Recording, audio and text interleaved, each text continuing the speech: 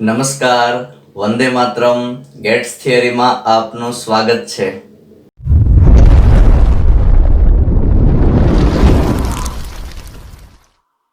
સંચાલન ક્ષેત્રમાં કર્મચારી સંચાલનનું આગવું સ્થાન છે. જેમ જેમ ઉદ્યોગોનો વિકાસ વધતો ગયો તેમ કર્મચારી સંચાલનનું મહત્વ પણ વધતું ગયું. લગભગ એવું એક પણ ધંધા કે એકમ નહીં હોય કે જ્યાં કર્મચારીઓ વગર કામકાજ થઈ શકતું હોય. એટલે એવું કહી શકાય કે ભાઈ કર્મચારીઓ વિનાનું વ્યવસ્થા તંત્ર એ હાડપિંજર સમાન છે.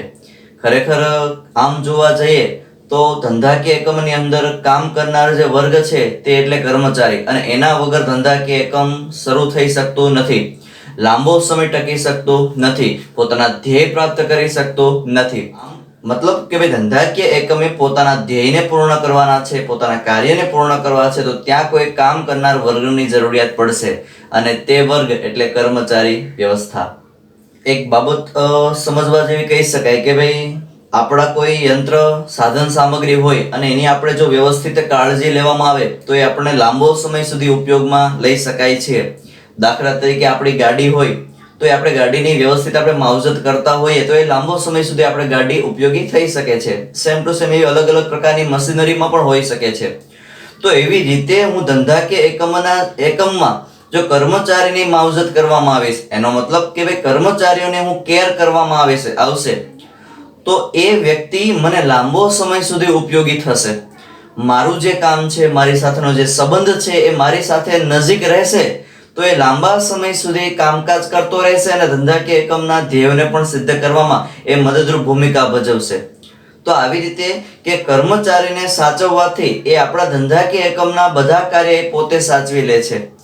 એક પ્રોફેસર ઉર્વિકે આપણને જણાવ્યું હતું કે તમે તમારા માણસોને સાચવો, તમારા માણસો તમારું બધું સાચવી લેશે. આપણે ફક્ત માણસોને સાચવવાનું કામ કરવાનું છે. બાકીનું ધંધાકીય એકમની જે પણ સંપત્તિ છે એ બધી સાચવવાનું કામ એ આપણા માણસો એટલે કે કર્મચારી પોતે કરશે. તો કર્મચારી વ્યવસ્થાનું ઘણું એવું મહત્વ રહ્યું છે. કર્મચારી વ્યવસ્થાના ઘણા એવા ફાયદાઓ થાય છે અને ધંધાકીય એકમ કર્મચારી વગર શક્ય જ નથી. તો હવે કર્મચારી વ્યવસ્થાનું મહત્વ શું છે તે આપણે સમજીએ.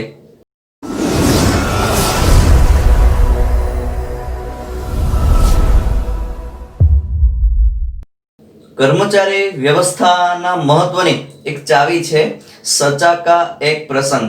ફરીથી જોઈએ, સચાકા એક પ્રસંગ, અને આપણે વ્યવસ્થિત મુદ્દાઓની સમજૂતી મેળવીએ. તો એમાં આપણો પહેલો મુદ્દો આવે છે ચાલક બળ. બધા સાધનોની સાથે એક કર્મચારીનું હોવું પણ જરૂરી છે.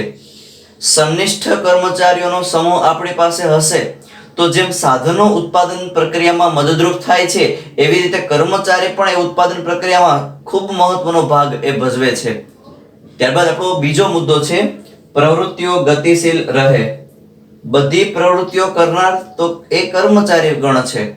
તો હવે મારે જે કામ કરવાના છે, યાદી બનાવી છે, એ કામ મેં મારા કર્મચારી વિભાગને સોંપ્યા છે, તો હવે બધે કામ એ પોતે કર્મચારી કરશે. અને બીજી રીતે કેવું હોય તો કે કર્મચારીઓ પોતે કાર્યમાં એવા નિપુણ હોય, કાર્યમાં એવી આવડત ધરાવતા હોય ત્યારે એ જે કામ ઉપાડે છે તે કામ વ્યવસ્થિત સરળતાથી અથવા ઝડપથી પાર પાડે છે. એટલે જે પ્રવૃત્તિઓની જે ગતિ છે એ ઘણી બધી ઝડપથી એક થતી જોવા મળે છે. ત્યારબાદ આપણો ત્રીજો મુદ્દો છે સંચાલનના અન્ય કાર્ય માટે જરૂરી. સંચાલનના 5 કાર્ય છે કે આયોજન, વ્યવસ્થા તંત્ર, કર્મચારી વ્યવસ્થા, દોરવણી અને અંકુશ. આયોજન ઘડતા હોય ત્યારે પણ કર્મચારીની જરૂર પડે છે. વ્યવસ્થા ઘડતા હોય ત્યારે પણ કર્મચારીની વિચારણા કરવાની હોય છે.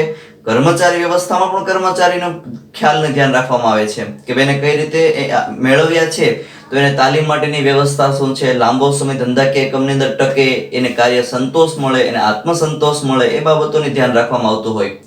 તો આવી રીતે કે સંચાલનના જેટલા પણ કાર્ય છે એ દરેકે દરેક કાર્ય સાથે કર્મચારી વ્યવસ્થા સંબંધ ધરાવે છે. એ ક્યાંક ને ક્યાંક એ કાર્ય છે કર્મચારી વગર અધૂરું રહે છે. તો એના માટે કર્મચારી સાથેનો સંબંધ હોવો ખાસ જરૂરી છે.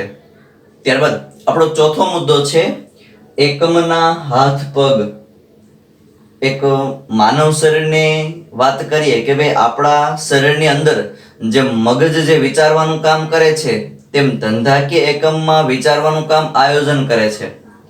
એવી રીતે આપણા શરીરની અંદર હાથ પગ છે તે હલનચલનનું કામ કરે છે, કોઈ પ્રવૃત્તિ કરવાનું કામ એ હાથ પગ દ્વારા થતું હોય છે, તો ધંધાકીય એકમમાં એ કર્મચારી વ્યવસ્થા દ્વારા થાય છે.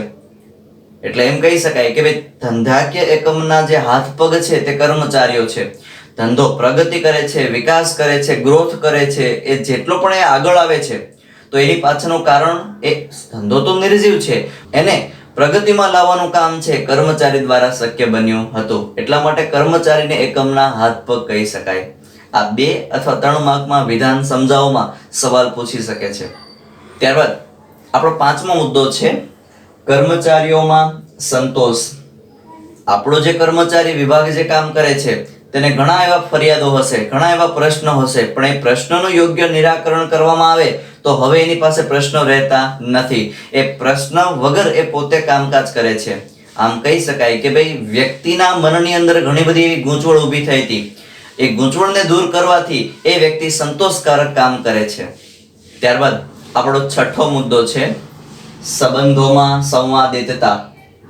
વ્યક્તિઓનો સંબંધ જાળવવા માટે એની વચ્ચેના સંબંધ કેવો છે એ ખાસ જરૂરી છે.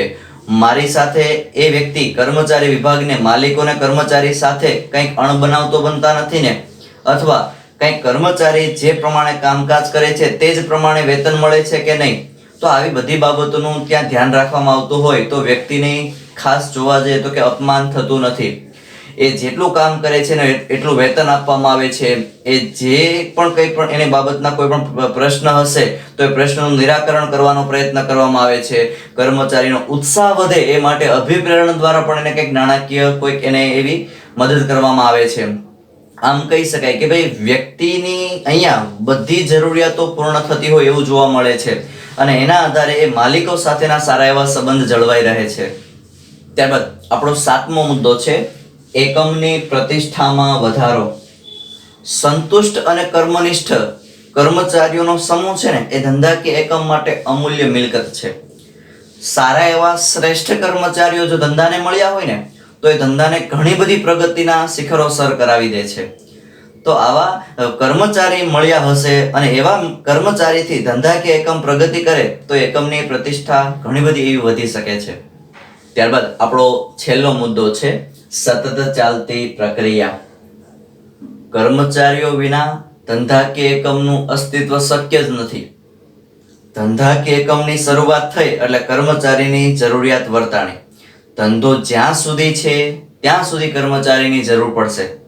એટલે એનો મતલબ એવું કહી શકાય કે કર્મચારી વ્યવસ્થા ધંધાકીય એકમની એક હયાતી દર્શાવે છે. ધંધો ચાલુ હશે તો ત્યાં કર્મચારીઓની જરૂર પડશે, ધંધો બંધ હશે તો ત્યાં કર્મચારીની જરૂર પડતી નથી. પણ સતત ચાલતી પ્રક્રિયા છે, આ કોઈ ટૂંકા ગાળા માટેની કોઈ આ કાર્ય નથી. આમ આપણે કર્મચારી વ્યવસ્થાના મહત્વના મુદ્દાઓ આપણે સમજવાનો પ્રયત્ન કર્યો. કુલ 8 મુદ્દાઓ હતા જેને ચાવી વાઇઝ મુદ્દાઓની યાદી અહીંયા આપણને રજૂ કરી છે. તેની ચાવી છે સચાકા એક પ્રસંગ. ફરીથી જોઈએ, સચાકા એક પ્રસંગ. અસ્તુ. હવેના સમયમાં કર્મચારી વ્યવસ્થાએ એક સંસાધન તરીકે ગણવામાં આવે છે.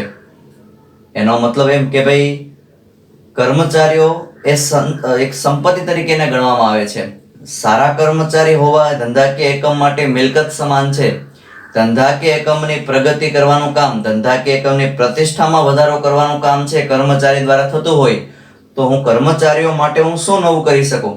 કર્મચારીઓને કંઈક અલગ બાબતોનું જો ધ્યાન રાખવામાં આવ્યો હોય તો કર્મચારી હજુ કંઈક ધંધાકીય એકમને પોતાની આવડત છે તે આપશે.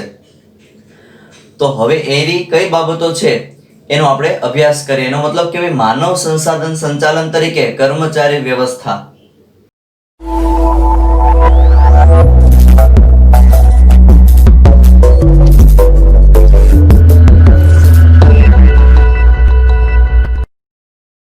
કર્મચારી સંચાલનમાં ભરતી, પસંદગી, તાલીમ, બદલી એવી બાબતોનો સમાવેશ થતો હતો. પરંતુ માનવ સંસાધન સંચાલનમાં શું છે તો કર્મચારીના વિકાસનો સમાવેશ થાય છે. દરેક જગ્યાએ કર્મચારીની કામકાજ હોય ત્યારે એ પ્રમાણેના એના કાર્યો તો સોંપતા હોય છે, પરંતુ કર્મચારીની અંદરની કંઈક એવી આત્મકાંક્ષાઓ હોય છે, પોતાની કંઈક એવી ઈચ્છાઓ હોય છે, પોતાનું માન સન્માન જે છે, પોતાની સાથેનો સારો એવો સંબંધ જનરેટ થવો જોઈએ. આવી પણ વ્યક્તિઓને પોતાની લાગણીઓ હોય છે, પોતાની સારી એવી વર્તણૂક પોતાના માલિકો પોતાની સાથે સારી એવી વર્તણૂક રાખે. ભાઈ ટૂંકમાં એ વ્યક્તિ ફક્ત કામ કરવા માટે નથી આવતો, એ પોતાના માન સન્માન માટે પણ ત્યાં આવતો હોય, તો એને સંપત્તિ સમજવાનું જે કામ છે તે માનવ સંસાધન સંચાલન સમજાવે છે. તો એને બે વિભાગમાં વહેંચવામાં આવે છે. એમાં પહેલું જોઈએ તો આયોજન સાથે સંબંધિત બાબતો અને બીજું છે વળતર અને વિકાસ સાથે સંબંધિત બાબતો. તો આવી રીતે આ બે વિભાગમાં વહેંચવામાં આવે છે અને એની અંદર નાની એવી ટૂંકમાં માહિતી છે, તો એ આપણે ક્રમમાં આપણે જોઈએ. તો સૌથી પહેલા આયોજન સાથે સંબંધિત બાબતોમાં પહેલો મુદ્દો આવે છે એકમમાં જરૂરી કર્મચારીઓનું આયોજન કરવું અને એકમના વિકાસ સમયે નવી નિમણૂક દ્વારા તેમાં વધારો કરવો. ટૂંકમાં કે ભાઈ વ્યક્તિઓ જ્યારે આપણી પાસે ઓછા છે પરંતુ ધંધાકીય એકમનો પ્રગતિ થાય છે, ધંધાકીય એકમનું સ્વરૂપ બદલાય છે, તો ત્યારે નવા વ્યક્તિઓને મેળવીને પણ આપણે કામ કરાવવું જોઈએ.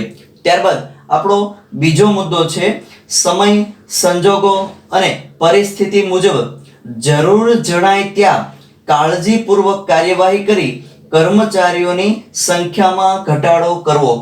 ક્યારેક એવું બની શકે કે ભાઈ કર્મચારીઓની જરૂર નથી, કામકાજ ઓછું થયું છે, મંદીનો સમય છે, ઉત્પાદન એટલું બધું નથી, તો ત્યારે કર્મચારીની જરૂરિયાત ન હોય ત્યારે તેને કઈ રીતે ઘટાડવી એ પણ વિચારવું પડશે. ત્યારબાદ આપણો ત્રીજો મુદ્દો છે દરેક કર્મચારીઓને તેમની લાયકાત મુજબ યોગ્ય સ્થળે કામગીરી સોંપવી. સારું એવું કંઈક એની લાયકાત હશે અને એને નીચલી કક્ષામાં એને જો કામકાજ સોંપશું તો એ યોગ્યતાથી કામકાજ નહીં કરી શકે. તો એ જે પ્રમાણેનું કામકાજ છે એ પ્રમાણેની લાયકાત છે અથવા જેવી લાયકાત છે એવું કંઈક એને તમે કામ સોંપો જેથી એ કામ કરવાનો તેને ઉત્સાહ રહે અને કામ કરવાનો તેને આનંદ પણ રહે. અને ત્યારબાદ છેલ્લો મુદ્દો છે કર્મચારીઓને સતત કાર્યશીલ રાખી તેના કાર્ય સંબંધી જ્ઞાનમાં વધારો કરવો. એને કોઈને કોઈ કામમાં એને કાર્યશીલ રાખો, કારણ કે કામ કરશે તો એને નોલેજ મળશે. અને એવું પણ કહી શકાય કે કામ કરતા કંઈક સંશોધન કરતા નવી વસ્તુનો પણ આવિષ્કાર મળી શકે છે, તો એ સંશોધન કરી શકે એ માટે પણ એને કંઈક સમય આપો અને એ માટે વિકાસ કરે એવું આપણે એને સ્કોપ આપવો જોઈએ. તો આ આયોજન સાથે સંબંધિત 4 બાબતો હતી. હવે જોઈએ વળતર અને વિકાસ સાથે કઈ બાબતો સંબંધ ધરાવે છે. તો એમાં પહેલા નંબરના મુદ્દામાં આપણે કીધું છે કે જરૂર પડે ત્યારે કર્મચારીઓને તાલીમ આપવાની વ્યવસ્થા કરવી. વ્યક્તિને તાલીમની જરૂરિયાત છે, વ્યક્તિને થોડીક એવી કામમાં એટલી બધી ફાવટ નથી, તો એના માટે તાલીમની વ્યવસ્થા કરવી પડે. ત્યારબાદ તો બીજા મુદ્દામાં આપણે કીધું છે કર્મચારીઓ તેમના કાર્યમાં નિષ્ણાંત બને અને વિચાર શક્તિ વધે તેવું વાતાવરણ અને તક પૂરી પાડવી. કે ભાઈ એને એવું વાતાવરણ પૂરું પાડવું પડશે કે જેથી એ કામ કરવાનો ઉત્સાહ ધરાવે. ઘણી વખત એવું બની શકે કે એને એવું વાતાવરણ જ મળતું નથી, એની અંદર તો ઉત્સાહ છે કામ કરવાનો, સંશોધન કરવાની એની અંદર ધગશ છે, પરંતુ એને એવું વાતાવરણ મળવું જોઈએ જેથી એ પોતે આ કાર્ય કરી શકે. ત્યારબાદ ત્રીજા નંબરમાં આપણે કીધું છે કર્મચારીઓને લાયકાત પ્રમાણે યોગ્ય વળતર અને લાભ આપવા. સ્વાભાવિક છે, જેવું કામ કરે છે એવું એને વળતર આપવું પડશે, નહીંતર એ કાર્ય પાછળ એને સંતોષ નહીં મળે તો એ ધંધો છોડીને જતો રહેશે. તો આવું ન થાય એટલા માટે જેવું કામ કરે છે એ પ્રમાણે આપણે એને વેતન આપવું જોઈએ. અને ત્યારબાદ આપણો છેલ્લો મુદ્દો છે કર્મચારીઓની કાર્ય સંબંધિત સમસ્યાઓને ઓળખવી અને તેના ઝડપી ઉકેલ શોધી તેનો અમલ કરવો. કે વ્યક્તિઓના અલગ અલગ પ્રકારના પ્રશ્નો હોય તો એ પ્રશ્નનું નિરાકરણ કરવું પડે, કારણ કે પ્રશ્ન થકી એ વ્યક્તિ કામકાજ કરી શકવાનો નથી, તો એ પ્રશ્નનો જેમ બને તેમ ઝડપી નિકાલ કરીએ જેથી કરીને પોતાનું કામ છે કન્ટિન્યુ આગળ ચલાવી શકે. તો આવી રીતે કર્મચારી વ્યવસ્થા એટલે કે માનવ સંસાધનના ભાગ તરીકે આપણે જોયું કે જેમાં 2 બાબતનો સમાવેશ થતો હતો. પેલું આયોજન સાથે સંબંધિત બાબતો અને બીજું વળતર અને વિકાસ સાથે સંબંધિત બાબતો. અસ્તુ.